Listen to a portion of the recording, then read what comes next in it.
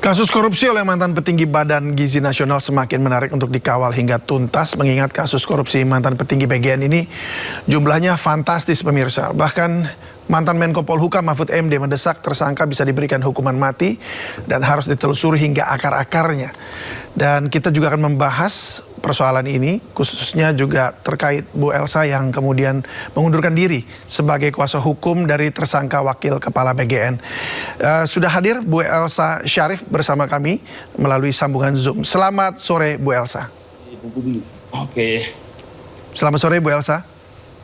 Selamat sore. Ya, terima kasih Bu Elsa untuk waktunya berbagi bersama kami di Sindo Sore. Bu, kami tadi sudah menayangkan bahwa Bu Elsa kemudian menyatakan mengundurkan diri sebagai kuasa hukum dari Pak Sony. Ibu Elsa mengatakan kliennya tidak jujur. Nah, ketidakjujuran seperti apa yang menjadi titik balik sehingga Ibu mengundurkan diri? Ya seperti ini ya. Kan sebelum dilakukan ditetapkan sebagai tersangka kan ada wawancaranya klien saya itu menyatakan di bawah sumpah bahwa dia tidak pernah melakukan suatu korupsi, mengambil uang dan segalanya. Dan sewaktu dijemput oleh kejaksaan dan memilih saya melalui Yusuf Maulana yang kebetulan di depan saya pun beliau menanyakan, udah ketemu Bu Elsa? Sudah. Ini di depannya saya dan saya bilang, Pak Sony saya akan bantu. Jadi saya bermula dari mengatakan bahwa dia tidak melakukan hal itu. Saya ingin membantu dan saya membantu pun dengan tulus. Tidak ada membicarakan masalah, tidak pernah saya mengajukan untuk dibayar. Dan sampai detik ini pun saya tidak pernah dibayar karena saya tidak pernah mengajukan surat perjanjian untuk pembayaran lawyer fee ya. Jadi saya pro bono. Tetapi ya pro bono. Orang semua waktu saya bilang pro bono orang semua kaget. Wih, dia banyak duitnya nih. Dari mana orang dia? Saya bilang orang nggak terlibat kok. Saya kok lihatnya nggak ada tambang-tambang berduit. Saya bilang gitu sambil bercanda-bercanda.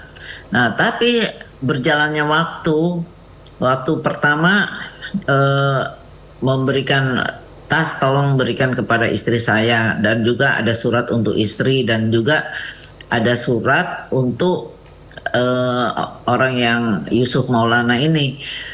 Terus saya nggak tahu waktu itu karena tergesa-gesa saya kasihkan, saya nggak tahu ternyata isinya itu untuk diupload diposting tentang surat kepada Ibu Nani, itu Ibu Nani ketua BGN yang baru. Oh itu saya baru tahu. Terus itu waktu besoknya hari Kamis saya kan membuat mendampingi untuk BAP bersama rekan saya KM. Nah kemudian setelah saya ini kan dia udah punya surat berlembar-lembar untuk siapa tuh ada istrinya dan juga untuk Yusuf lagi. Nah tapi saya nggak sempat baca, teman-teman saya pegang aja. Terus kemudian berlangsunglah BAP. Waktu berlangsungnya BAP kita mulainya kan baru 4:30 sore. Kemudian dipotong sholat maghrib. Kebetulan beliau puasa. Tapi kayaknya Pak klien saya itu semangat untuk meneruskan BAP tersebut. Cuman rekan saya bilang ditutup aja sekitar sebelum jam 8 tuh ditutup aja. Kenapa? Kan kasihan, lelah, belum makan segala rupa. Terus kejaksaan Bapak itu masih mau nerusin, tapi kelihatan rekan saya mungkin ada kesibukan, dia nggak mau nerusin, di stop di situ. Akhirnya ya disetujui untuk di stop. Nah waktu dia bikin kasih surat saya tuh, saya kasih untuk untuk istrinya saya titipin ke Yusuf. Surat itu yang satu saya nggak tahu isinya apa saking panjangnya. Terus tapi saya sempat membaca satu lagi. Dia bilang nih ada nama-nama itu ada 28, dua itu asosiasi, 26 itu nama-nama tersebut yang ada di dalam BAP. Semuanya namanya ada di dalam BAP. Cuman dia bilang gini, terus saya bilang ini mau diupload, saya bilang ini kan hasil BAP. Oh jangan, ini cukup bilang sama Yusuf untuk dibuat isu aja, di keep tapi dibuat isu supaya kejaksaan bisa memanggil mereka ini. Tapi jadi saya langsung bikin kok kayak bapak ini ada di dalam tahanan tapi membuat satu kayak framing berita ya. Apa intrik apa lagi saya nggak tahu. Nah terus saya kan karena waktu itu masih tulus lah bahwa ini benar, jadinya saya membawa teman-teman saya yang kuat yang bersedia tidak dibayar, yaitu Pitra Ramadhani sama Profesor Rufinus.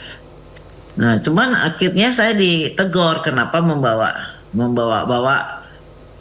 teman itu, pada teman itu kan untuk memperkuat, apalagi saya sudah mengajukan GC konsep dan tinggal ditandatangani oleh rekan saya Pak Niko sama Krisna.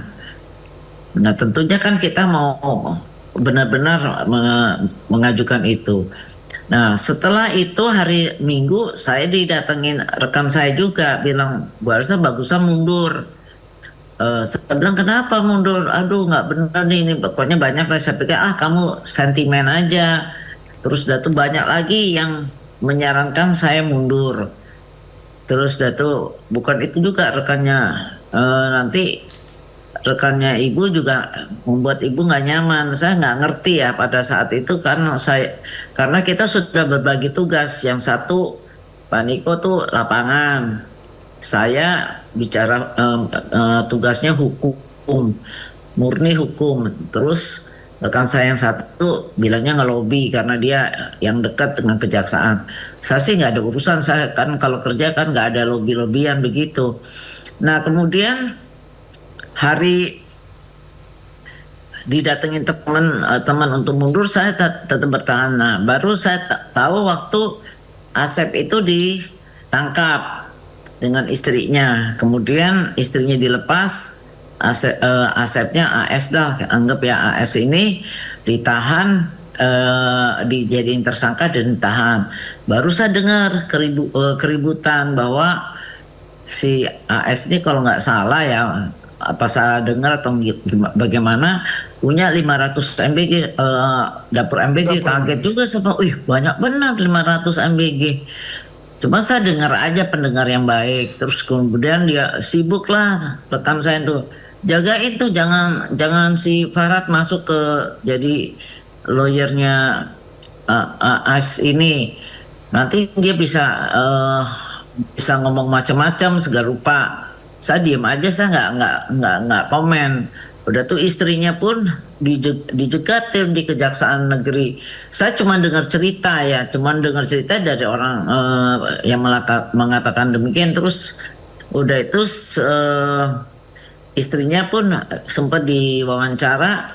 Oh enggak, saya nggak ngomong bahwa kita pernah kasih duit ke Pak SS, dong, nggak pernah cerita, bilang tidak pernah kita ada kasih uang.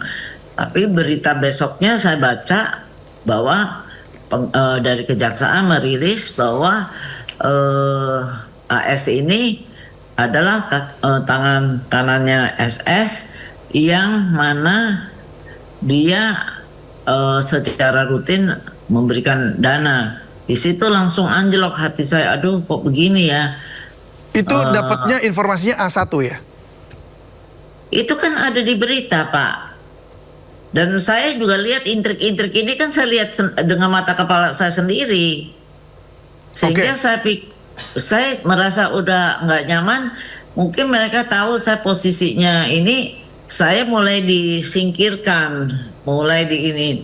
Nah, terjadi keributan dari hari Jumat tanggal 12 tuh keributan. Nah, saya bilang ini saya mundur atau gimana? Oh jangan dulu, nggak usah mundur ke hari Jumat. Ini saya akan clearkan dengan keluarga lah begini. Saya bilang ya udah, saya tes hari Senin, saya mau ketemu Pak SS. Ternyata memang saya sepertinya dijegal pada siang itu juga. Saya bilang aduh, saya langsung bertekad udahlah, saya mundur aja. Betul, saya banyak tugas kerjaan, malah yang lain-lain gak karuan. Saya terhanyut dalam perkara-perkara yang nggak jelas. Baik. Demikian. Bu Elsa, sebelumnya untuk menjadi kuasa hukumnya SS ini memang diminta oleh Pak SS atau Ibu mengajukan diri saja begitu? Nomor saya nggak pernah mengajukan diri. Oke, berarti diminta ya oleh diminta. Pak SS. Jadi waktu dijemput di Ritz-Carlton, itu Pak SS tuh nyuruh Yusuf Maulana ini bisa cek sama Yusuf Maulana, terus yang terdekat dari Ritz-Carlton itu kan kantor saya. Jadi dia sempat juga Pak SS itu telepon, sudah dapat nggak Bu Elsa? Udah nih Bu Elsa, saya sempat bilang ayo Pak Sony, saya akan bantu. Itu yang surat kuasa pertama ditandatangani adalah saya, malah surat kuasanya Krishna saya ngambil dari asistennya untuk saya minta ditandatangani oleh Pak Sony. Saya nggak pernah ngajuin. Sementara yang Pak Krishna lanjut itu ya? Hah? Sementara yang Pak Krishna masih lanjut? Masih